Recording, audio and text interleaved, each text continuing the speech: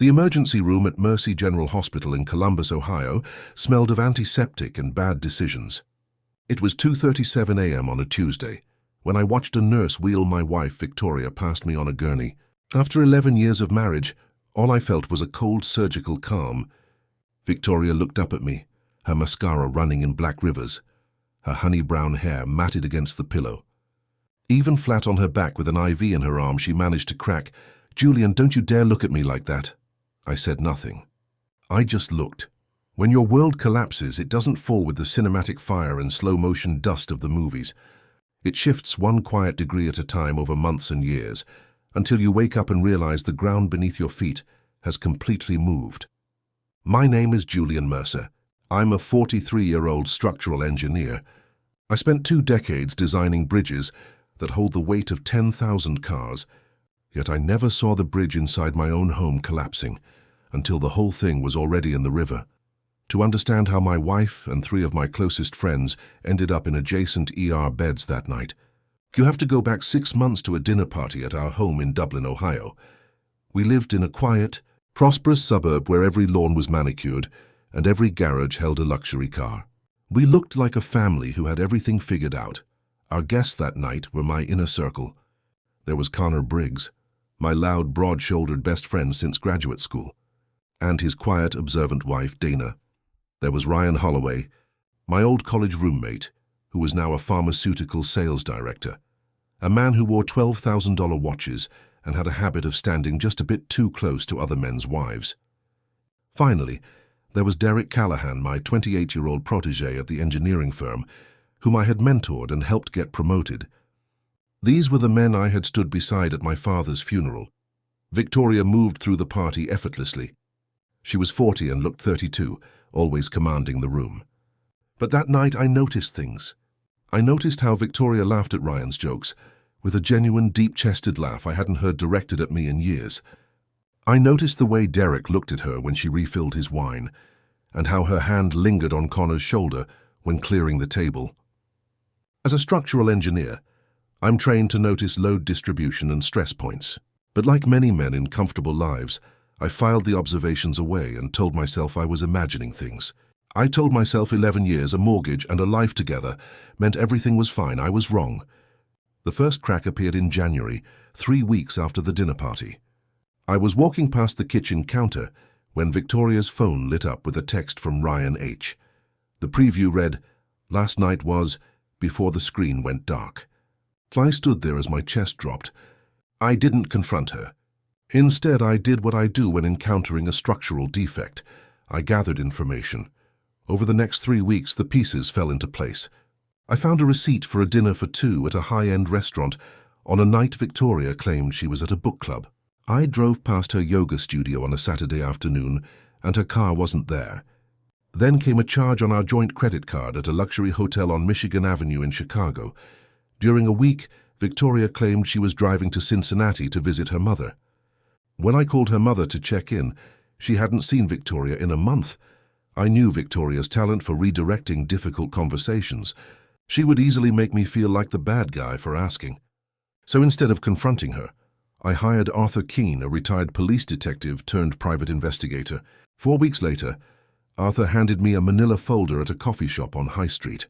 The contents were devastating. Ryan Holloway had been sleeping with Victoria for 6 months. He had even rented an apartment in September, a month before our dinner party. Ryan had sat at my table, eaten my food and laughed about college, all while sleeping with my wife in an apartment leased for that exact purpose. But it didn't stop there. Connor Briggs, the friend who had stayed on the phone with me at midnight when my father died, had been sleeping with Victoria for 2.5 months, and Derek Callahan, the young engineer I had mentored, had been taking her on weekend trips to bed and breakfast for the past 6 weeks. 3 of my closest friends, overlapping in my wife's bed. I sat in the coffee shop watching the February snowfall and told Arthur I wanted to handle this correctly. I wanted to be ready. I chose a Saturday morning in March. Victoria and I were making breakfast, our usual domestic ritual.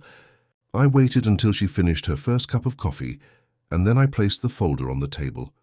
I told her I wasn't going to yell, but I wanted an honest conversation. Victoria opened the folder. I watched her face transition from surprise to calculation. She closed it, looked at me with contempt wrapped in silk, and said, "Julian, I knew you were going to make this into something enormous." She accused me of treating my work like my only real relationship and making her feel invisible. "If you can't handle the fact that real men showed up where you didn't," she sneered, "then maybe you should leave." I looked at her, thought of the betrayal of the men I trusted, and did something she had never seen me do. I smiled coldly. "As you wish," I said. I got up, walked out, and drove to my office. Over the next 6 weeks, I worked with Sandra Copeland, a top-tier divorce attorney. I froze my premarital investment accounts and prepared an airtight filing, but I also took care of the other pillars holding up the lies. I sat down with Connor's wife, Dana, and gently handed her the proof of her husband's betrayal. She took the news with quiet, devastating dignity. I anonymously notified Ryan's corporate HR department that he had been expensing his secret love nest as a business lodging expense.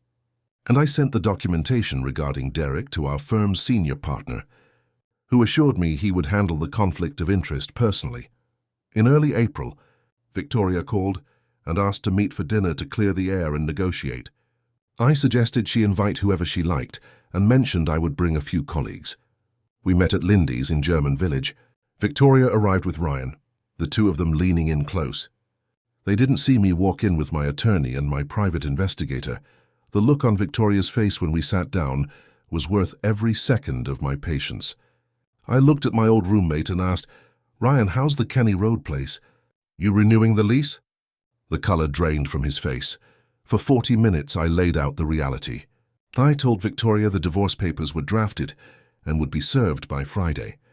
I told Ryan his HR department was investigating his expenses. So I told them both that Arthur's files covered every single lie. It wasn't about revenge. It was about ending it on my terms. What happened next was a chain reaction of panic and bad decisions. Victoria was furious, sending a barrage of angry texts. The next day, she hosted a gathering at our house to scramble for a defense. Ryan, Connor, and Derek all showed up. The group drank heavily and discussed the impending ruins of their lives. At some point, they ordered delivery from a local Thai restaurant. The food sat out on the counter, neglected during their drunken arguments. Before they finally ate it late that night, at 11:30 p.m., Ryan called 911. By midnight, 2 ambulances had rushed all 4 of them to Mercy General Hospital with severe, acute food poisoning. Because Victoria had never updated her emergency contact information, the hospital called me. I drove to the ER in a state of structured numbness. When I walked in, I saw all 4 of them in adjacent bays separated only by half-drawn curtains. The staff was trying desperately to maintain their professionalism. Victoria was on a gurney, Ryan was sweating in the next bay. Connor was 2 doors down with Dana sitting silently beside him in her coat, and Derek was staring palely at the ceiling. That was when Victoria saw me and snapped her warning. I just sat in the plastic chair and waited. At 2:15 a.m., the attending physician, Dr. Philip Graves, walked in. He checked their charts and stood in the middle of the 4 bays so everyone could hear. He explained that while the food poisoning was salmonella from the Thai food and easily treatable, their blood work had revealed a much larger problem. "All 4 of you," Dr. Graves announced, "have tested positive for early-stage hepatitis A." He explained that hepatitis A is a reportable illness requiring mandatory contact tracing by the Public Health Department. "Given that you are all presenting at the same time," the doctor continued, "and that hepatitis A is typically transmitted through close personal contact, I need to understand the social network involved here." Dana Briggs uncrossed her legs and stared at Connor. Connor stared at the floor. From my chair, I looked at the doctor and said, "Doctor, I'll tell you everything you need to know." The fallout was swift and absolute. The Public Health Department launched its investigation. Dana and I both tested negative, a clean break from the wreckage. Faced with Arthur's documentation and the public humiliation of the hospital incident, Victoria's attorney advised her to settle. Our house was sold, and the assets were divided precisely. Ryan Holloway resigned from his company under the guise of a career transition before he could be fired for expense fraud. Derek Callahan was stripped of his projects and resigned 3 weeks later. Connor and Dana separated that spring, In May, Connor called me from an unknown number. I let it go to voicemail.